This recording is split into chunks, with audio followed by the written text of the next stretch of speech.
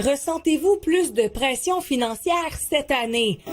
Selon l'Institut de planification financière, plus de Québécois répondent oui à cette question. Voilà. 42% des Québécois sondés se disent préoccupés par leur situation financière, alors qu'ils étaient 32% l'an dernier. Cette statistique grimpe à 46% chez les personnes sans plan financier. La planification financière, c'est large, mais en même temps, c'est spécifique parce qu'en fait, ça couvre autant les questions de retraite, de placement, mais aussi d'assurance, de succession, les aspects légaux. C'est les gens qui connaissent le moins bien leurs finances, qui sont le plus anxieux. Ce qu'on se rend compte, c'est que les gens avaient peur de découvrir des mauvaises nouvelles ou des choses en creusant un petit peu plus, alors qu'il n'y a pas d'autre façon de faire les choses. C'est que si on veut être certain de ne pas se retrouver face à un mur, il faut savoir où est-ce qu'on se situe aujourd'hui, puis dans quelle direction on s'en va.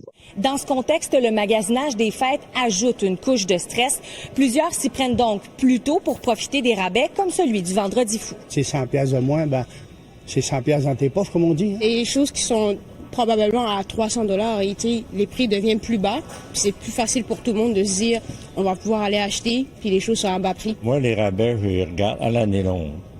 Dans les fêtes encore plus, parce que présentement, on a des petits-enfants. Je les regarde à l'année, je fais mes cadeaux de Noël tout le long de l'année. On fait des moins gros cadeaux, on fait moins des cadeaux à tout le monde. On contrôle un peu plus, parce que là, ça coûte trop cher partout. Là. Mais attention, rabais ne veut pas dire achat obligé. Si j'ai besoin de faire au moins un cadeau, par exemple, pour une pige, aussi bien l'acheter à rabais. Si on se dit, je dois en acheter 8 parce que j'ai des neveux, j'ai des nièces, j'ai des beaux-frères, des belles-sœurs, c'est là qu'à un moment donné, rabais, pas rabais, 8 fois un rabais, c'est quand même 8 cadeaux peut-être de trop. Merci. Si on prenait le temps de se parler, de suggérer, par exemple, une pige, à ce moment-là, non seulement est-ce qu'on passe pas notre temps à développer des cadeaux, puis que Noël ne devient pas un fardeau, mais on permet en même temps de passer plus de temps à partager et peut-être que ça ferait l'affaire de plus de monde qu'on pense. Après tout, ce ne sont pas les cadeaux qui comptent le plus durant les fêtes, mais bien les moments en famille et entre amis qui, eux, n'ont pas de prix.